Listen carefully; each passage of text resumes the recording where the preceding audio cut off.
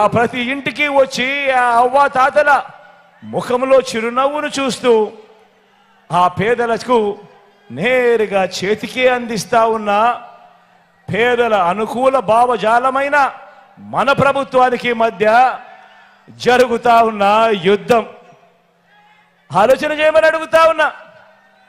ఈరోజు ఈ కురుక్షేత్ర మహాసంగ్రామానికి సంబంధించి ఇన్ని విషయాలు చెప్పాను.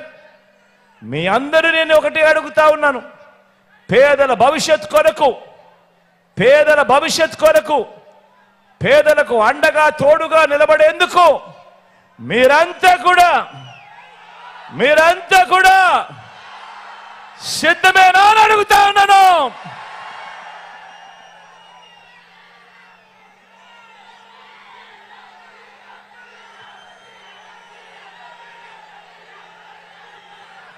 రాజకీయాలు నిజంగా చెడిపోయాయి, రాజకీయాలు నిజంగా దిగజారిపోయాయి, రాజకీయాలు నిజంగా ఏ స్థాయికి చెడిపోయాయి, ఏ స్థాయికి దిగజారిపోయాయి అనంటే అవ్వ తాతలకు ఇంటి వద్దనే ఇచ్చే పెన్షన్లు తాము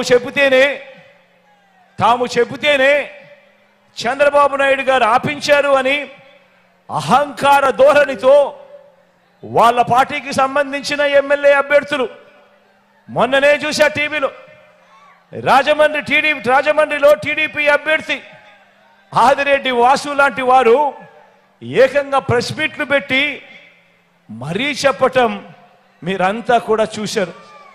వీళ్ళ అహంకార ధోరణిని ఏ రకంగా వాళ్ళంతా కూడా సిగ్గు లేకుండా చెప్పుకుంటా ఉన్నారో మీరంతా కూడా గమనించారు. ఇంతటి దుర్మార్గం చేసినందువల్ల ఇప్పటికే రోజులుగానే నిన్న ఈరోజు ఈ మధ్యకాలంలోనే ఏకంగా 31 మంది అవ్వాతాతలు పెన్షన్లు అందుకునే పరిస్థితిలో అందుకోలేక నడచలేక అవస్థ పడలేక ఏకంగా 31 మంది ప్రాణాలు విడిచిన పరిస్థితులు కేవలం ఈ 2 రోజుల్లో 31 మందిని చంపిన ఈ చంద్రబాబు నాయుడు గారిని హంతకుడు అందామా, లేకపోతే అంతకన్నా దారుణమైన పదం ఏదైనా ఉంది అంటే అదందామా అని చెప్పి ఆలోచన చేయమని కోరుతా ఉన్నా.